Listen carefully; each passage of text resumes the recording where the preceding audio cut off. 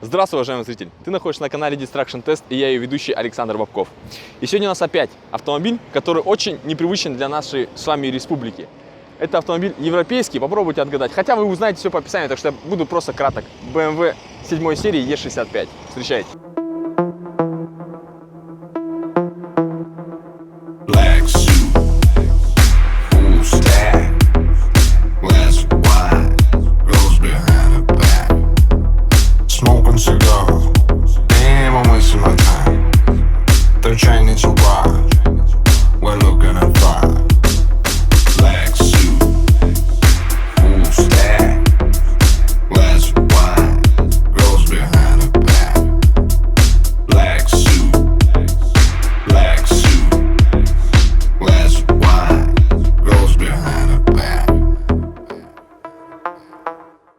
Не трави себя, не губи здоровье, спорт – это решение.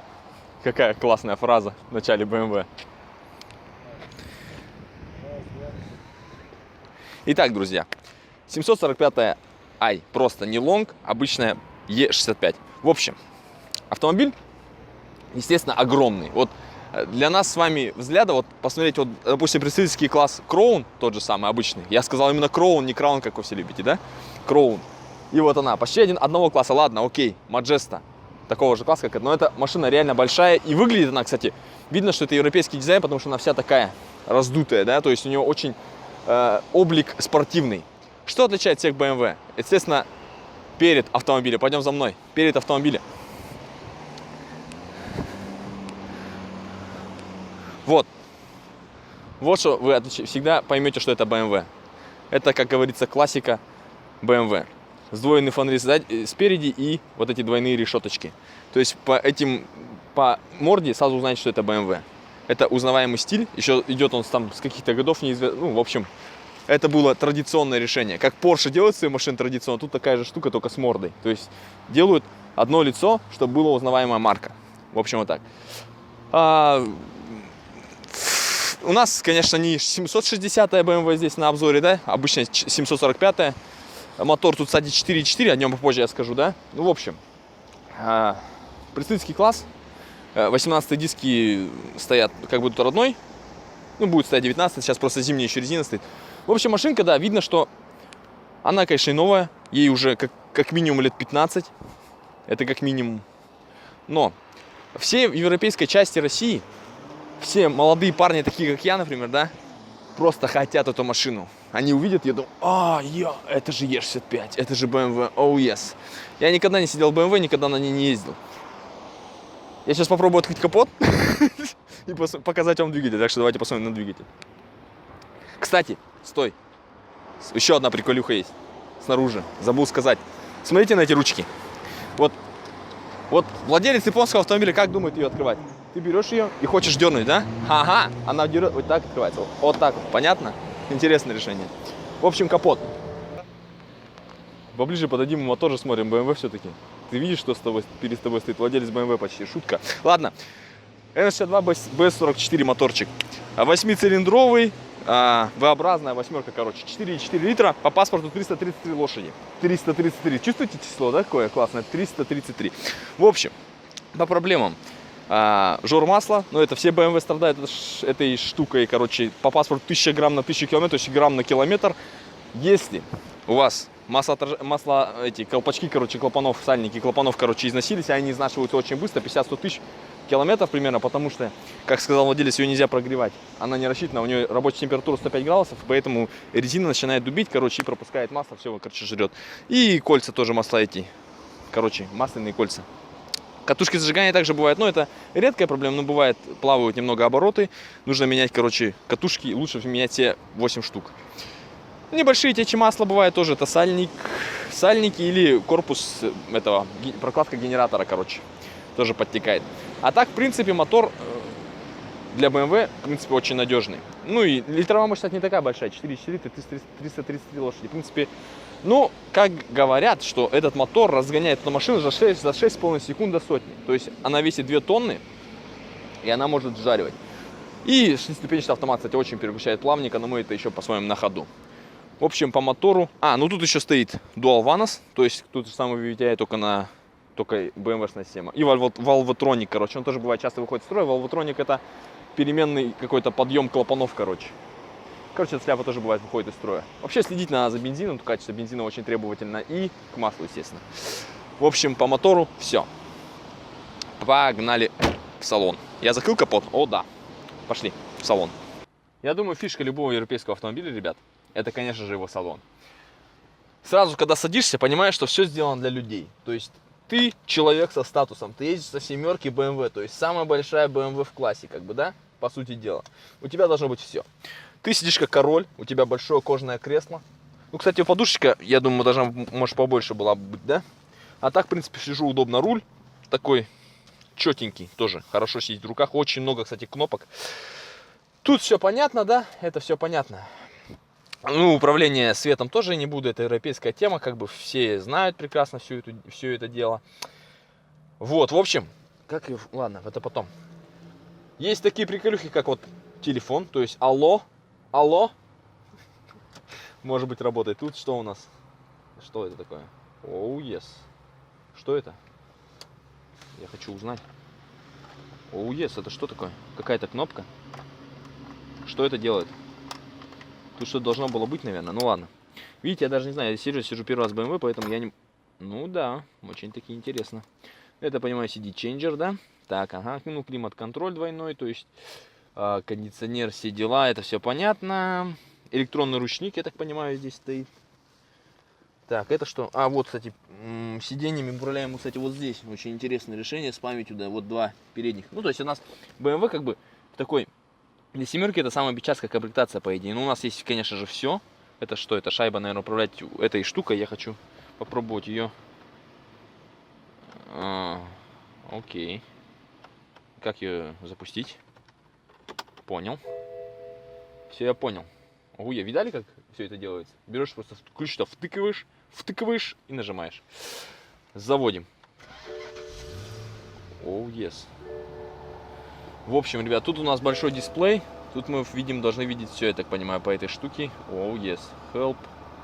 Короче, тут вообще это все очень сложно, блин. Зачем-то закрывается бардачок здесь на ключик вот этот. Это что у нас? Оу, yes. Тоже так.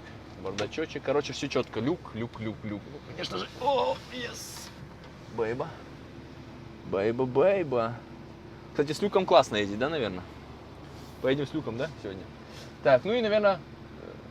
Самое нужное здесь это задний ряд, потому что это же семерка, это же представительский класс. Ты должен возить всяких важных чинов и прочую лабуду. Так что, да, пойдем назад, там посмотрим, как там место.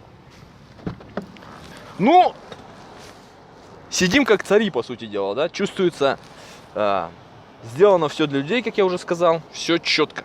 Сижу, король. Тут у меня есть дефлектор обдува. В общем, тут тоже я регулирую всю эту шету, короче, да? Так, тут у нас что? Тут у нас тоже что должно быть. Так, как она открывается? Ой. В общем, вот. Тут у нас тоже что-то. Что это? Что это такое?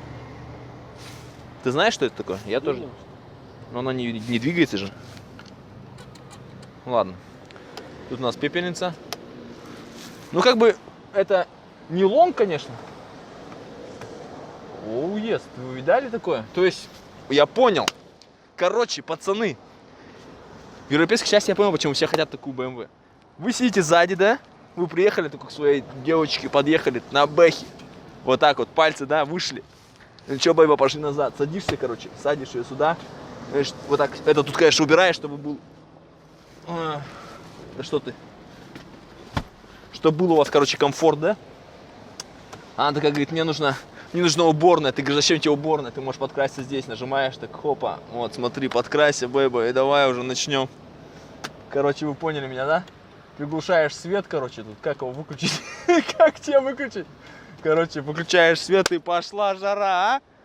Я понял, пацаны, в чем прикол бэхи. Да. Семерочка. Ну это так должно быть, да? Это ничего страшного, это не смотрите, все хорошо. И ключ на 22, это у меня в руках, ну, как бы на заднем сиденье тоже не обращать внимания, все нормально. Это просто немножко старая BMW. Это так должно быть, да? Короче. Я понял. Он не пускает чужих людей туда. Да. Я понял. О, это что такое? Какой-то блок управления чем-то. Столько всего тут есть. Жесть какая-то. А здесь? Здесь, наверное, домкрат. Нет! У нее же должен быть аккумулятор сзади. У нее аккумулятор сзади стоит же. Вода-то? У нее аккумулятор сзади же. У нее же аккумулятор сзади. Все понятно теперь.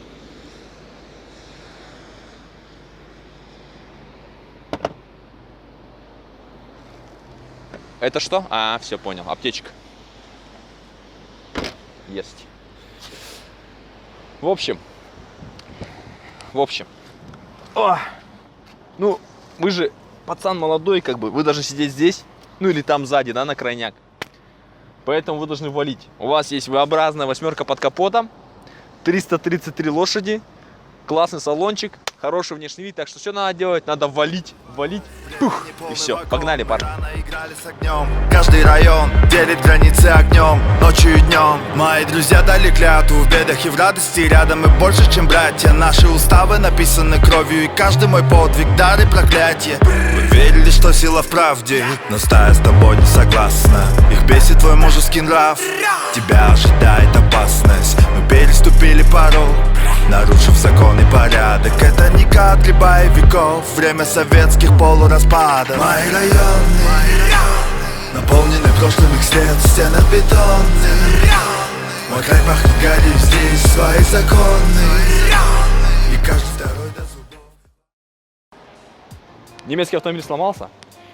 Или вы хотите просто поменять расходники. Или вас просто застучала стойка. Или вас застучала линка. Или что-то еще. Просто приходите вот сюда, заходите в эту дверь, написано Еврокар. Вот. Заходим. Заезжайте, покупайте. Классно. Супер.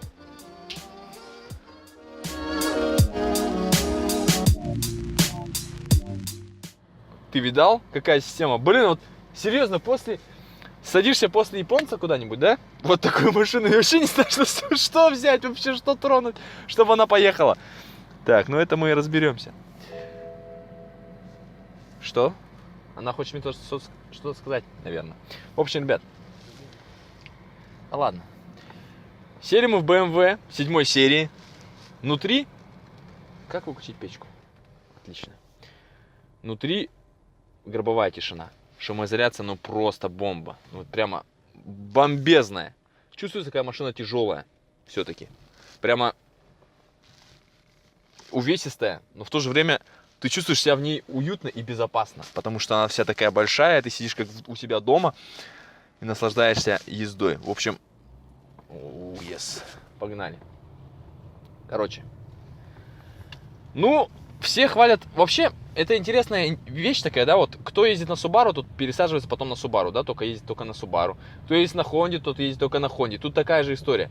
Вот будешь ездить на BMW, будешь ездить на BMW, ты потом будешь покупать только BMW. Вот владелец, у него было X5, сейчас он купил себе вот семерочку.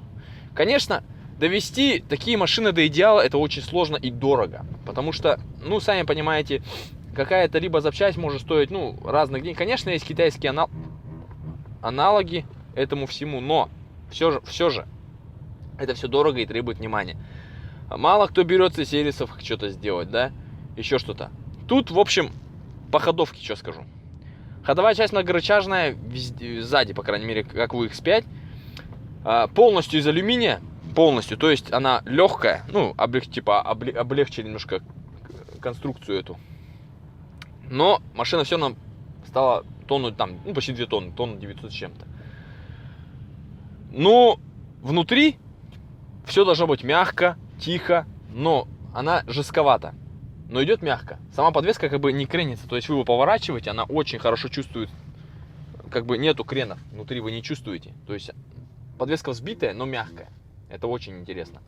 Болезнь BMW по ходовке, это да, рычаги сзади, там вот стоят домиком колеса.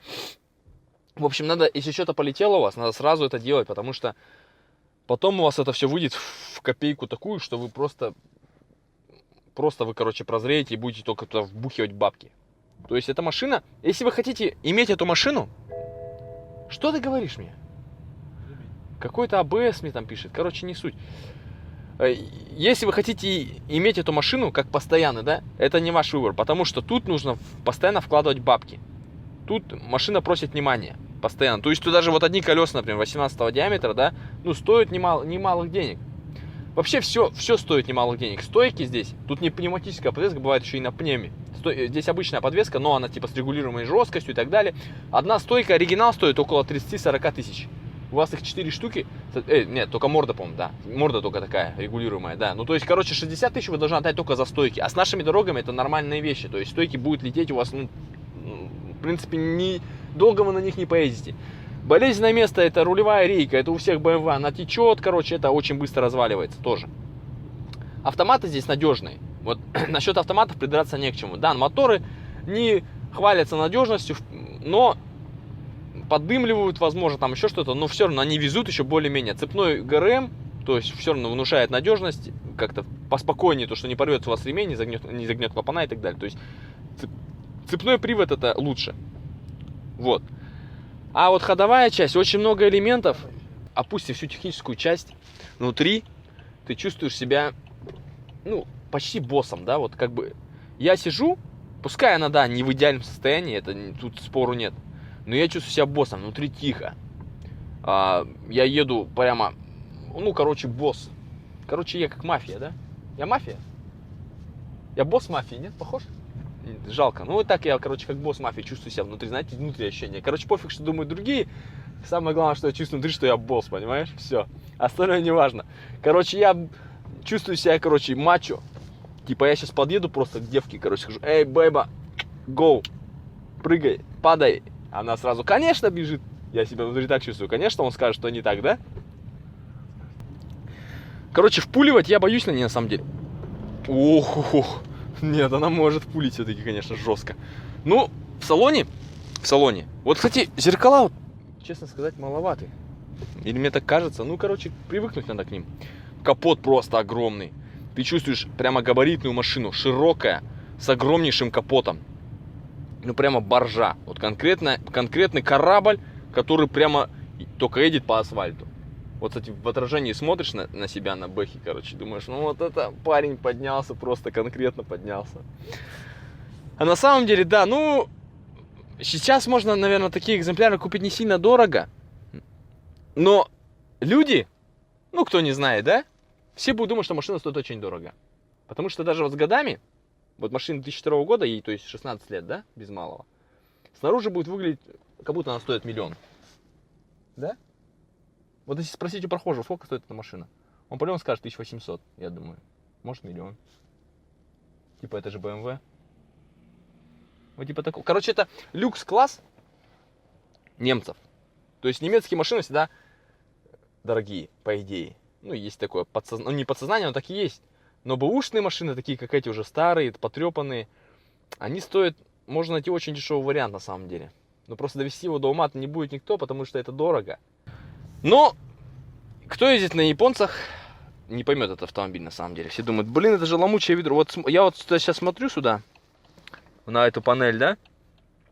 У меня тут горит 8 лампочек просто. Показывает какую-то АБС ошибку, какой-то треугольник с кругом, то, что не пристегнут, чек-энджин, парковка какая-то.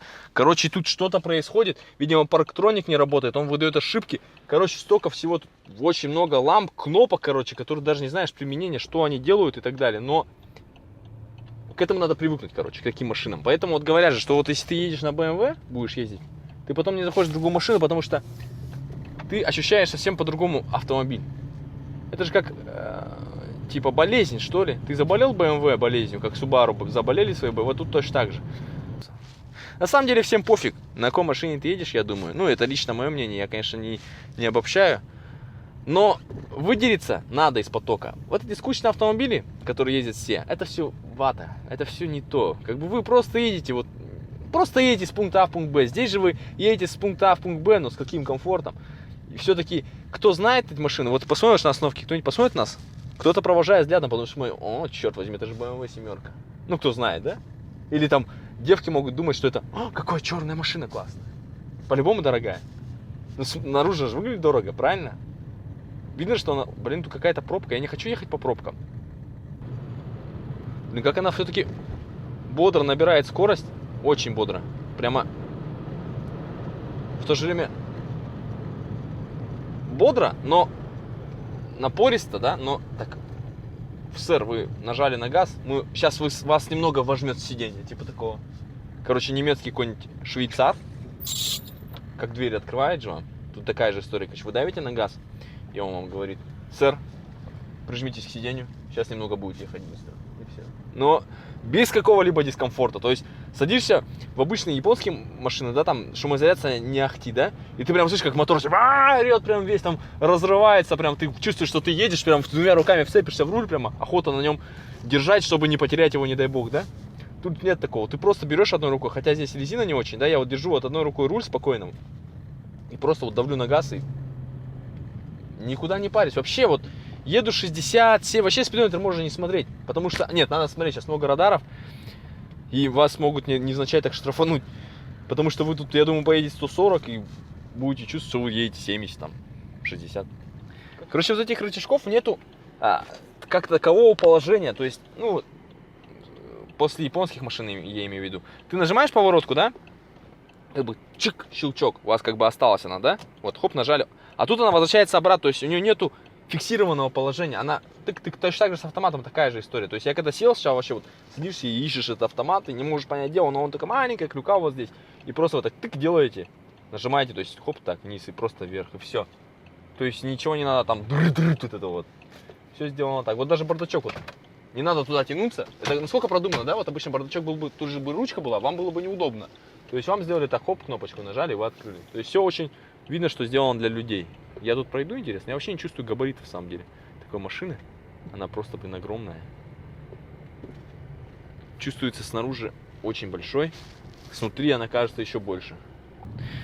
Руль, кстати говоря, да, я уже говорил, что руль загружен какими-то кнопками. Вот я даже знаю, что вот эти кнопки делают. Наверное, переключают передачи. Я так понимаю, как подрулили пески. Это музыка, это телефон. Это я вообще не знаю, что такое. Это, наверное, режимы подвески. По-любому. Типа спорт, драйв, там что-нибудь еще. Комфорт какой-нибудь. Потому что тут вроде как переключаешь режимы, и она прямо у вас меняется. Мало того, что ходовая часть, еще и меняется рулевое управление, становится туже, типа жестче, чтобы вы чувствовали дорогу, короче.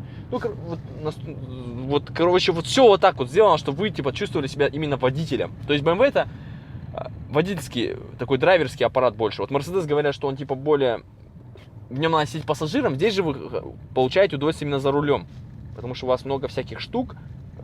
Только я не знаю, как включить на самом деле. Наверное, и что-нибудь сейчас нажмем. Вот это что такое? О, спорт. S мне показалось. Это, походу, спорт-режим, Вась. Руль стал такой же, как бы... Ох, ё, какая она жесткая стала. Ядрит модель. У нее газ какой-то стал другой. А это что такое? М2. М2, что это? Медиум, наверное. Мануал 2? Может быть, да. Короче, да, вот какая-то хрень. Непонятная вообще. Я вообще не понимаю, серьезно. Тут столько всяких кнопок, блин. Ну, тут все понятно, ладно. Тут просто стеклачи. Это... это блокировка дверей. А это, ну, тут все понятно, ладно, черт с ним. Это все мы мелочи пропустим. А вот в плане именно всяких штук... Я хочу попереключать передачи. Она переключает передачу, нет? Наверное, переключи сначала. Давай попробуем. А S что значит? Спорт-режим, что ли? Ух, мать твою. Чувствуешь, как она передача? Она даже... Передача она начинает щелкать, типа, жестко переключать. Чувствуешь, что толчок? Именно толкает она. Прям бах! Бах! Вот так, короче, делает. Блин, она... Гаишники. Вот я бы сейчас топил бы, блин, они мне еще испортили, ребята. Я, конечно, уважаю вашу работу, но иногда вы мне прям мешаете конкретно. Так, давай поставим М и попробуем попереку. М3. Ну да, это ручной режим, я понял. 4-я передача. Ой, я понизил. Еще раз понизил. Как повысить? Она не повышает. Она только понижает. Я нажимаю ту кнопку и ту, она, короче, не... Может, это лепестки... вот это, наверное, кнопка. Вот, тут еще за рулем, оказывается, 2 кнопки есть. Вот они... Это понижает, это повышает. Фу, короче, это такое мозговое, сложно все. Вроде ты... Ну, я как бы парень-то, ну, не совсем со СССРовского времени, да? Почти. Ну, почти, да, но... должен разбираться в таких вещах, но для меня даже это сложно на самом деле, серьезно. Все-таки, ну, нет, на самом деле, если бы я ездил на нем 2-3 дня, я привык бы. Я так думаю. А вот так, конечно, сесть прям с бухты-барахты и поехать, это, конечно, сложно. Давай. Итак, ребят, что скажем в итоге? Автомобиль специфический. По-своему его можно любить и выделиться своей внешностью, своей внутренностью. Он не даст вам скучать никогда, потому что вы, в него сев, вы садитесь как будто не в автомобиле, в какой-то космический корабль, возможно. Какие-то есть такие уколы на то, что он не похож на другие машины, тем, что он очень сложноват, может быть, в чем-то, но в это же время он становится не скучным. Так что брать его или не брать, решать, конечно же, вам. Но выделиться в потоке вам 100% удастся. И проехаться с комфортом, как босс, как начальник, не знаю чего-то, это тоже. Так что подписывайтесь на канал, ставьте лайки. С вами был Александр Быков. Все, всем пока. Свою улицу, квартал, район. Нас боятся. Мы хозяин. Авторитет у того, кто сильнее. Мои районы наполнены прошлым, их свет в стенах бетонных. Мой край пахнет гарью, здесь свои законы. И каждый второй до зубов вооруженный, среди дворов заключенный. Да, это мои районы, наполнены прошлым, их свет в стенах бетонных. Мой край пахнет гарью, здесь свои законы. И каждый второй до зубов вооруженный, среди дворов заключенный.